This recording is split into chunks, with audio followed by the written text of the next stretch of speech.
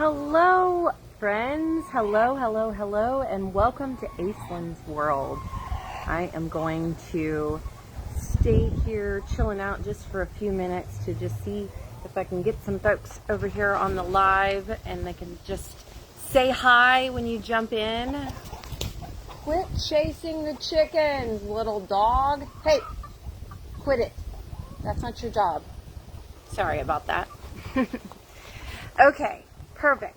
Here we go. Okay, so if you would please say hi as you jump in, and I still haven't quite figured out how to be able to see the comments. Trying these things out, but anyways. Okay, so I have been doing these, I'm calling them lifestyle lives, about once a week, usually on Wednesday or Thursday, and they've been a lot of fun because they've given me things that it's like, okay, well, I'm spinning a lot of plates, but there's something that I am truly working through in my lifestyle. It's something that I am reaching out to coaches or mentors to discuss. It's something that I'm feeling triggered or activated by repeatedly, that I'm learning from. It's something that I'm healing from. There's all different kinds of reasons that I am, just communicating about this particular subject, whatever this particular subject for the week is, or whatever I'm doing. So yes, I can see. Okay, so say hi when you jump in because I can see the comments, and then that way I can interact with you a little bit if you have any questions or anything like that. Okay, so all of that being said, I wanted to start out today by just saying a few things. Number one, has anybody noticed that it went from being like in the 70s to being in the 90s in like a day or two, which is kind of mind-blowing. Hi, Cassie. I'm so glad you're here. Thank you. Yes. Good. I am chilling out in the backyard. I was sitting here a minute ago. I was getting ready to do this live and kind of coming up with the topic of today. And I like to do a thing right before I actually press go to do a little meditation and kind of just, connect in with God, my higher source, and then kind of see what it is that I'm really needing to say about this particular subject to you guys. And so I was sitting here quietly, just kind of chilling, and then all of a sudden I heard this weird noise, and I opened my eyes and I looked over, and there was a chicken in the backyard, which is not an unusual thing at all, where all of a sudden we just have a chicken that somehow managed to get out somewhere. And usually what happens is that they start being mean to each other, and then they over here in this little chicken, because they have a chicken run that they use. Do you see that in the back behind me? They have a chicken run that they use, and one of them will just start being mean to the other ones, and then they'll just push each other out, or they'll like get all crazy and then like find a hole and push themselves out. And as this stuff has started to kind of break down and just gotten a little like shabby, and Joe has what do you call it, plastic, then the little plastic wiring zip tied. Like, his solution to every problem is just zip tie. It's kind of like when the solutions to the problem in the past used to be duct tape. Like people had duct tape was like the solution to every problem. The solution to this problem is apparently just some little like zip ties that solves all the problems. So anyways, the chickens can push through it, so it breaks and all of that. That's part of it, right? Okay, so all of that stuff being said, I want to tell you a few things here at the beginning. I want to tell you, number one, if you're checking this out on YouTube, rather than here live with me today, then please subscribe to my YouTube channel. If you're here live with me today, but you want to see that I do weekly lives, this type of weekly live for lifestyle conversations, and then my Sunday garden lives as well. And then I'm also going to be starting up pretty soon a new thing called My Community Gardens, and I'm going to be going and doing live videos with local gardeners. I've already talked to somebody. I've already talked to a couple of people, and I'm going to start lining up some dates. So those will be coming. So all of those things get put up on my YouTube channel as well. And I'm also working with a couple of people to see if I can clean up my YouTube channel and just get it a little bit sharper with like my dynamic vivaciousness, but just get it a little bit sharper.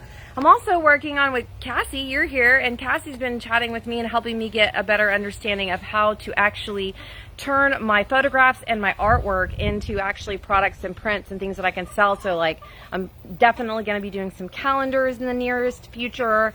I'm also going to be doing some garden journals, and all kinds of other things. Just wait and see. Yes, zip ties are phenomenal. Yes, you can solve all problems with duct tape and zip ties and some Windex, as I understand it. If you've got those items, you are good to go. It doesn't matter whether it's freezing or 800 degrees outside and we can't have any electricity. As long as we have zip ties, Windex, and duct tape, we can solve all the problems. So, okay, let's put all that stuff aside and then talk about, I have an upcoming farm tour and garden talk on June 26th. If you haven't gotten yourself a ticket for that, or reserved yourself a spot, because it's very limited, I'm going to do that. I'm also launching another big thing today, actually, that's going to be for chefs. It's called Aislyn's Larder. And it is a specific investment for chefs to be able to pre-purchase for 21-22 season and have vegetables delivered to the restaurant a couple times a month. And so I'm going to be launching that off. So if you're a chef, that's coming. You'll see some of that, close friends. I only have a few of them available. And then I'm going to be going into the family stuff as well, doing some family baskets too, as soon as I can do that as well. Garden journal, yes. Absolutely. And one of the things that I've recently learned about a garden journal that would be really helpful is instead of doing a 1 year like thickness, to do a 5-year thickness for garden journal. So that way you can actually look back through the past 5 years, which I find that to be really interesting. Now, I'm not a fantastic garden journaler, I gotta be honest with you, but I always have a journal. So as long as I have a journal, then I'll get it all nice and filled up and stuff like that. So yeah, so I'm gonna do some pretty journaling with some of the ideas. So use some of my pretty photos or even some of my drawings and stuff to create an amazing journal that we can use for just talking about things we're healing, unpacking, things we want to manifest, things we want to do in the garden, all of that kind of beautiful stuff. So, okay, so let's jump over to the topic for today. And the topic for today that I came up with was the side hustle. Okay, I want to talk about the side hustle because I have found in my most recent days a lot of conversations about the idea of like, what's your main gig? Like, where does your money come from? What's your main source of income? What's your primary source of income? And then also I have a friend who recently made it very clear that her side hustle would be what people would consider maybe their main job, and her actual business is her main thing. And so let me explain this a little bit better. What I'm saying is that for a long, long time, I think that we have been conditioned to believe that whatever our corporate job, our professional job, our 8 to 5, we went to college, we got a degree in this and this, and so that's what we went to do for work, and that is our main gig. But we play the violin, or we're an artist, or as my friend is, we're a stylist, and we style people, and we do fashion design, and all of that kind of stuff. Or we're a gardener, or we're let's see, the list could go on and on. You guys name some things from me. You can help me name some things that are what people would consider maybe a side hustle. And if you've lived in places where there's a lot of artists, creatives, things like that over in the past, in our historical future. So like if you lived in Los Angeles or New York City, there's other places you can name. You understand the idea that every waiter, every server, every bank teller, every housekeeper, name the list, every cook in a kitchen line, name the list, they all are actually an actor, an actress, or they are working in theater, or they're a fashion designer, or something else like that. And if you ask them what their side hustle is, they would say that their side hustle is actually the service job, or whatever the other job is. But somehow in other parts of the world, we've gotten into a place where Your side hustle is your hobby or your love or your passion or the thing that really keeps you thriving on this planet. And it's just something you do on the side. Maybe you even just call it your hobby, but you actually do make a little bit of income from it because, you know, you got to pay back for the, let's say, seeds and soil, and you know, you're not really paying for your time, but you're just kind of paying yourself back for the investment that you make on the materials that you buy. And so that's just a little side hustle. Well, over these recent years, we have come to this idea that, like, almost to the point of like everybody has to have a side hustle. Like not only do we have to be a dual income household, which that's a whole other little like rabbit hole that I might chase here in just a second, but we have dual income households. But now not only do we have dual income households, but we have dual income households with dual income side hustle, 8 billion streams of income in order to just meet the basic levels of what we consider necessity a lot of times. And so when someone asks you, well, what's your primary source of income? You'll often say, okay, well, I have a marketing job for some healthcare industry organization or some company or whatever. Or I'm a server at a restaurant. You know, that's a great example as one that we've recently been using. And the idea that it's become more of a place and time where what would have been considered our corporate jobs are now our side hustles, because our main passions, our main hobbies, our main goals are actually the things that are our real opportunities for true fulfillment and value in many, many ways, even beyond money. So like we're getting so much more out of our lifestyle and living our actual dreams, creating the things that we desire to create in our lives, rather than just saying, okay, well, I've got to have a job and I've got to make money and I've got to work 9 to 5 and my job's just a job. It's just a job, you know, whatever. And in my mind, when I call something just a job, that's a side hustle. That's literally all I'm doing is showing up at a place so that I can bring a paycheck home every single day. But I'm not there because I care. And a lot of times what's frustrating, I think, especially when you like, let's take local small businesses for an example, like a restaurant, okay? I have quite a few friends, chefs and owners of restaurants, that is that's their main gig. That's their thing. That's their passion. That's the thing that means the most to them. But if everybody in that space that works for them is there because of the side hustle, because that's their side hustle, then they're not treating that particular job like it's not a passion project for them. It's not something that's extremely important to them. It's not something they're going to put their real time and energy into. It's not something that they're going to really, like, when they go home at night and pray and meditate and get quiet and all of those things, it's not something that they're going to put any energy into because it doesn't mean anything to them. It is literally their side hustle, okay? And so I think that my thoughts about that are, and I know that I'm going to end up going to a different, another week, Aislynn's World, the subject that's going to come up is, who am I and what do I want? Because that's been one of my main things that I'm in right now. Who am I and what do I want?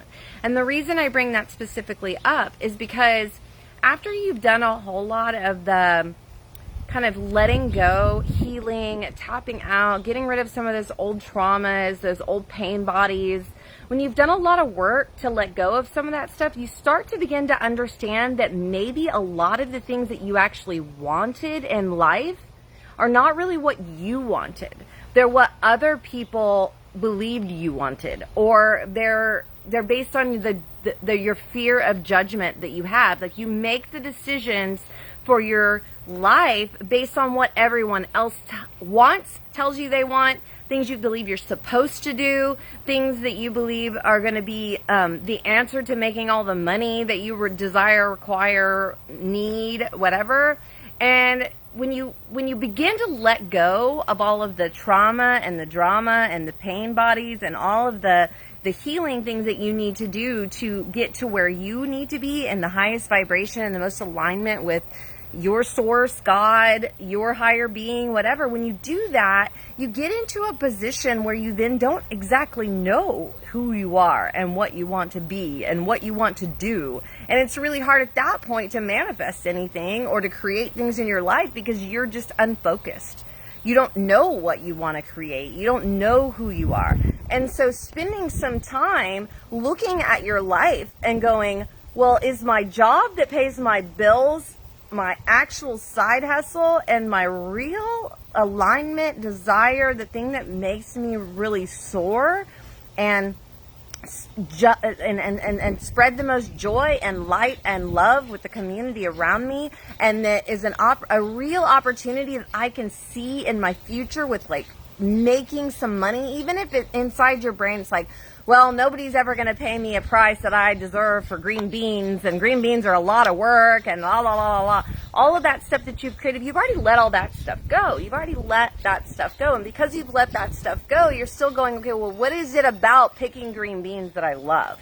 What is the real part of this that makes it not just my side? Okay, well, my real gig, and I bring this up because someone asked me recently, okay, well, so where do you actually make your income from? And I said, well, the main place that I make my income from currently is my coaching gig that I do. When I coach people, when I teach people, when I show them around the gardens, when I educate, that's where so does that mean that actually the part that I love the most, which is like gardening and growing vegetables and all of those types of things, are my side hustle? Because that's where I know that every day there's going to be some opportunity to make money? Or is that the thing about me that I really love and I really desire, and it's what I really want to do, and it makes me feel good, and all of those kinds of things? And so then it starts to create a situation where, what if everything about your life is just streams of flowing energy and none of it's a side hustle?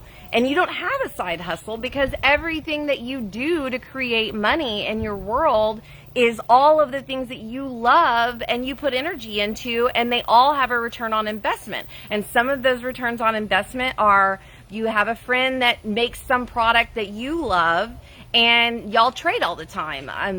Hannah Cummins makes elderberry syrup, which is a great immunity booster. And I will tell you that she is at the top of my list now of where my overflow of abundance goes to with my friends and family as my top people. She's one of those people because she provides something to my life that is essential. It's not money, but it's a value to my life. And another friend, Cassie, who has been on here today or may or may not be on here today, she's really good at fine arts business, and she knows how to run a fine arts business. And I've mentioned to her that I do fine arts and I'd like to put some of it out there, and not because I need a side hustle, because I want to put more of my creative energy out there into the world and see a return on investment for that. And so I go over and meet with her. She shares her advice with me, and I give her some of the things that I've been learning about that will help her with some of the things she's dealing with at her home, whether it's gardening, whether it's lifestyle, whether it's health, whether it's some of my children are just older than her, so we can talk through some of the stages of life and things that I've been through with my kids and things like that. And so any type of relationship that we create where we are constantly seeing a return on investment for the energy that we put out in the world just exponentially grows that energy. It grows it for them, it grows it for you, it grows it for everybody else. And then it takes away this concept that like, oh, that's a side hustle. So, okay, so here's an example that came up that really brought this to my attention the other day. And that is, I have a Poshmark account. So I sell thrift clothes. I've been selling thrift clothes all of my life. My mom and I have always had little dreams of having a little shop and doing creating. Okay, so does that make the fact that I just do that and make income from it, oh, that's just my side hustle? That's just a side hustle. It's not a part of gardening and garden coaching and all of that. Or is it a part of my lifestyle? Is it a part of the thing that creates a return on investment for me, for the time, the energy, the the work that I do, the knowing that I have things of value that may not be as valuable to me anymore, but now become valuable to someone else, and I just ship those things around. And so it kind of takes away this concept that, like, I have one main core job. It's my primary source of income. It is the most important thing to me. I don't really pay too much attention to anything else. If I go fishing, then that's just my hobby, and if I make any money off of it by taking a guided tour from time to time, because I know that there are people that have, like, I'm an electrician, but I also can do guided boat tours. I'm approved to do guided fishing tours, and that's my side hustle. Well, what if guided fishing tours is really the thing that you love to do the most, and your side hustle is doing auditing at an accounting office, or your side hustle is, and what do? You go fish during the cool parts of the day, and then you find something to do in the middle of the day, the 9 to 5, the hottest parts of the day. You know, I mean, there's all kinds of things out there, and it's really, for me, and the reason I brought this up, it's really just about changing the way we think about things. It's really just about changing what we value and how we value and where we place our priorities, and creating a situation where it is completely 100% okay for the thing that you love the most, that someone else might consider to be a hobby, to be your main gig, to be the main thing that matters to you. Or it might just be one of the 800 streams of income, passive income, bartering, valuing, extra, like what I do for extra. I mean, I'll pay to go do yoga, but I'm not going to pay to go to the gym. Why? Because I'm already outside getting the lifting and pressing and blah, blah, blah. So I'm making money. I don't sit behind a computer. I got all excited. Did y'all notice that? My goodness. Joe would do this behind the camera. Take a deep breath. Bring it down. Bring it down.